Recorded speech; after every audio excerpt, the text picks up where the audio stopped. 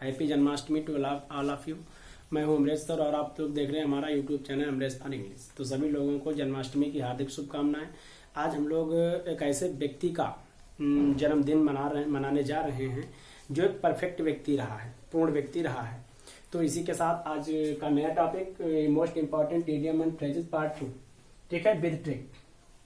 तो part first I hope आप लोगों ने अच्छे से पढ़ा होगा, उसके नोट्स तैयार किए होंगे।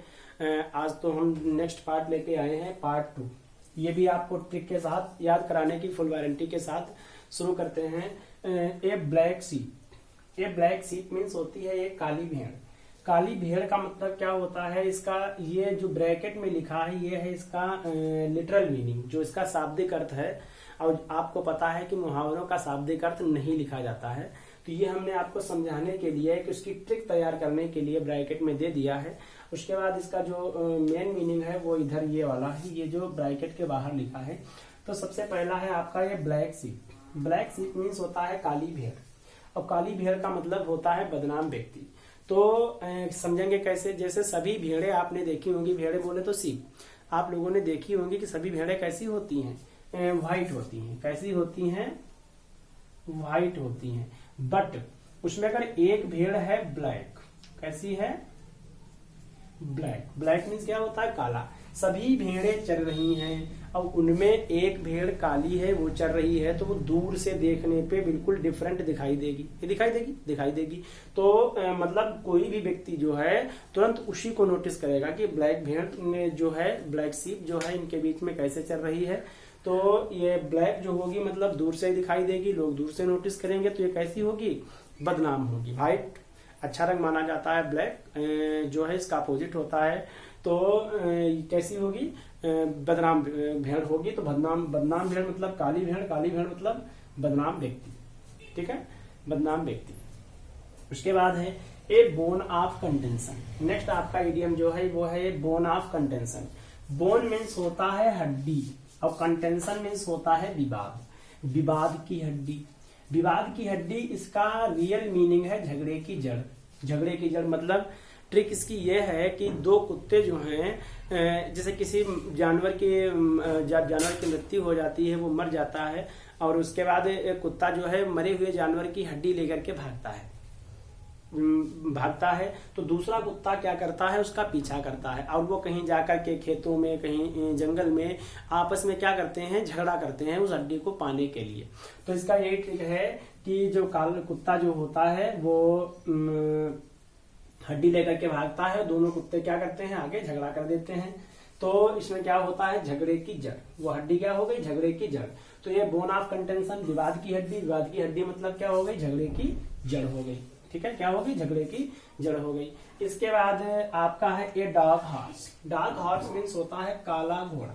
क्या होता है? काला घोड़ा।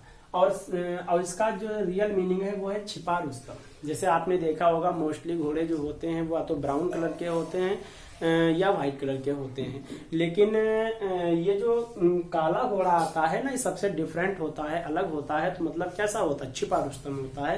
तो सभी आदमी तो एक जैसे हैं, बट एक आदमी डिफरेंट है, तो कैसा है? वो छुपा रुस्तम होता है। और छुपा रुस्तम जो है सब लोगों से अलग होता है। तो ये इसका डार्क हॉर्स का मतलब काला घोड़ा, काला घोड़े का मतलब क्या हो गया? छुपा रुस्तम। उसके बाद अगला है आपका a fair weather friend. A fair means एक अच्छा, वेदर मीन्स होता है मौसम, और फ्रेंड मीन्स होता है दोस्त।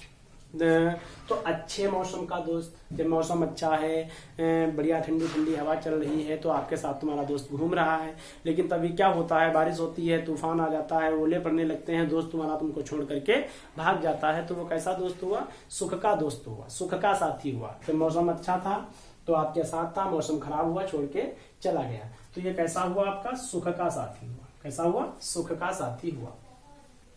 उसके बाद अगला है ए फेदर इन वंस कैप। ये ऊपर वाले कंफर्म हो गए। उसके बाद अगला है ए फेदर इन वंस कैप। किसी की टोपी में पंख। ए फेदर मीन्स एक पंख, इन वंस किसी की, कैप मीन्स होती है टोपी। किसी की टोपी में पंख। भगवान कृष्ण, आज उनका जन्मदिन भी है, हम लोग बड़ी श्रद्धा के साथ उनको याद करते हैं। आपने नोटिस किया होगा भगवान कृष्ण जो अपने सर पे क्राउन बांधते हैं, मुकुट बांधते हैं, उसमें एक मोर का पंख लगा के वो रखते हैं। मोर का पंख लगा के रखते हैं। तो वो मोर का पंख जो क्या है, उनका सम्मान है। बड़े बड़े अधिकारियों के साथ जो उनके पर्सनल असिस्टेंट वगैरह होते हैं, उनकी भी कैप लगाते हैं, उनमें भी एक वो लगा होता है, फेदर टाइप का लगा होता है, कलगी टाइप की। तो क्या होता है, ये उनका सम्मान होता है। तो ये किसी की टोपी में पंख मतलब क्या हो गया, उसका सम्मान हो गया। क्या हो गया, उसका सम्मान हो गया। उसके बाद है ए हॉर्नेट्स नेस्ट। हॉर्नेट्स मीन्स होता है बर्रों का, नेस्ट मीन्स होता है छत्ता, बर्रों का छत्ता।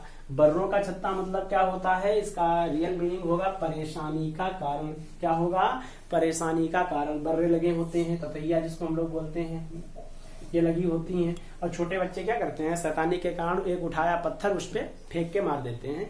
तो वो क्या होती हैं, वो इधर उधर भागने लगती हैं, और जो भी उनको रास्ते में मिलता है उसको वो क्या करती हैं, काट लेती हैं। तो पत्थरों बर्रों के छत्ते में जब पत्थर मारोगे तो वो क्या करेंगी, काटेंगी। क्या करेंगी, काटेंगी। और काटेंगी तो क्या हो जाएंगी, परेशानी का कारण बन जाएंगी। तो हॉर्नेट्स नेस्ट मतलब बर्रों का छत्ता, बर्रों का छत्ता मतलब परेशानी का कारण, परेशानी का कारण। इसके बाद है a horse laugh. Horse means घोड़े की, लाफ मीन्स हंसी, घोड़े की हंसी। सब लोगों ने घोड़ा देखा होगा, उसको हंसते हुए भी देखा होगा। इसको हम लोग कहते हैं हिनहिनाना। क्या कहते हैं, हिनहिनाना। बहुत तेज से ही करके हिनहिनाता है। तो लोग जब पता नहीं देखा होगा, कुछ लोग होते हैं थोड़ा वैसे, तो वो बहुत तेज हंसते हैं, बेमतलब हंसते हैं। तो लोग कहते हैं जाओ यार, घोड़े की हंसी लिए घूम रहे हो, घोड़ों जैसे हंस रहे हो। तो इसका मतलब क्या होता है, घोड़ों की हंसी मतलब व्यर्थ की बद्दी हंसी। घोड़ा कैसे हंसता है, व्यर्थ में हंसता है, भद्दे तरीके से हंसता है। तो ये आपका कंप्लीट हो गया। उसके बाद अगला है a lion's share. Lion's share means होता है शेर का हिस्सा, और शेर का हिस्सा मतलब बड़ा भाग। इससे जुड़ी आपको एक हम कहानी बताएंगे। एक बार क्या हुआ, एक लोमड़ी थी, एक शेर था और एक गीदड़ था। तो उन तीनों ने मिलकर के एक हिरन का शिकार किया। और तो शेर ने कहा कि तीनों बराबर बराबर हिस्से बांट दीजिए मांस के। तो गीदड़ जो था उसने हिरन का जो मांस था उसके तीनों हिस्से बराबर बराबर हिस्सों में बांट दिए। तो शेर जो था उसको गुस्सा आ गई, उसने तुरंत गीदड़ को मार दिया वहीं पे ऑन स्पॉट। लोमड़ी ये सब देख रही थी। उसने फिर कहा कि लोमड़ी अब बराबर बराबर बांट लीजिए। तो लोमड़ी ने शेर के लिए एक बड़ा सा हिस्सा निकाल लिया मांस का, और अपने आप खुद के लिए छोटा सा हिस्सा ले लिया। मतलब भाई शेर है ना, जंगल का राजा है, किंग ऑफ फॉरेस्ट है, तो उसके लिए बड़ा हिस्सा चाहिए ना, नहीं चाहिए, चाहिए। तो लोमड़ी का ये छोटा हिस्सा हो गया, शेर का बड़ा हिस्सा हो गया। शेर ने चुपचाप अपना मांस खा लिया और चला गया, लोमड़ी भी अपने रास्ते चली गई। तो मतलब शेर का हिस्सा मतलब कैसा होता है, बड़ा होता है। अगर गीदड़ ने शेर को बड़ा हिस्सा दिया होता तो उसकी जान बच जाती, बराबर अगर हिस्से न किए होते। तो ये कंप्लीट हो गया। शेर का हिस्सा क्या होगा, बड़ा भाग होगा। फिर है आपका ये man of letters. A man of letters, a man means एक व्यक्ति, लेटर्स मीन्स होते हैं अक्षर। क्या होते हैं, अक्षर। पढ़ा हुआ कैपिटल लेटर, स्मॉल लेटर। तो अक्षरों का व्यक्ति, जो व्यक्ति दिन भर अक्षर ही लिखता रहता है, लेटर ही लिखता रहता है, वो क्या होता है, अक्षरों का व्यक्ति होता है। और अक्षरों का व्यक्ति जो दिन भर लिखता रहेगा वो क्या होगा, जो लिखता है उसको हम लोग क्या बोलते हैं, लेखक बोलते हैं। और जो दिन भर लिखेगा अक्षरों का ही व्यक्ति होगा, वो क्या होगा, एक प्रख्यात लेखक होगा। क्या होगा, एक प्रख्यात लेखक होगा। तो ए मैन ऑफ लेटर्स का मतलब क्या हो गया, एक प्रख्यात लेखक, ए रिप्यूटेड राइटर। फिर है उसके बाद आपका turn coat. Turn coat means होता है दल बदलू, दल बदलू। टर्न कोट मतलब कोट बदलना, कोट बदलना मतलब दल बदलू। जैसे क्या होता है, एक व्यक्ति है, उसके पास एक लाल रंग का कोट है, रेड कलर का कोट है, एक ब्लू कलर का कोट है, एक भगवा येलो कलर का कोट है, और एक व्हाइट कलर का कोट है। उसके पास चार कोट है। तो पहले तो वो समाजवादी पार्टी में था तो उसने रेड कोट पहना था। उसके बाद फिर वो बहुजन समाज पार्टी में आया तो उसने ब्लू कोट पहन लिया। उसके बाद फिर वो भारतीय जनता पार्टी में गया, बीजेपी में गया तो उसने येलो कोट पहन लिया। और फिर वो कांग्रेस में गया तो उसने कैसा कोट पहन लिया, व्हाइट कोट पहन लिया। तो ये क्या हो गया, दल बदलू हो गया। लगातार कोट बदलता जा रहा है, मतलब हर पार्टियों के अलग अलग कोट पहनते हुए जा रहा है, मतलब वो क्या कर रहा है, दल बदल रहा है। तो टर्न कोट का मतलब कोट बदलना, कोट बदलने का मतलब क्या होता है, दल बदलू। क्या होता है, दल बदलू। ठीक है। उसके बाद ये black blanket. Wait blanket means होता है भीगा कंबल।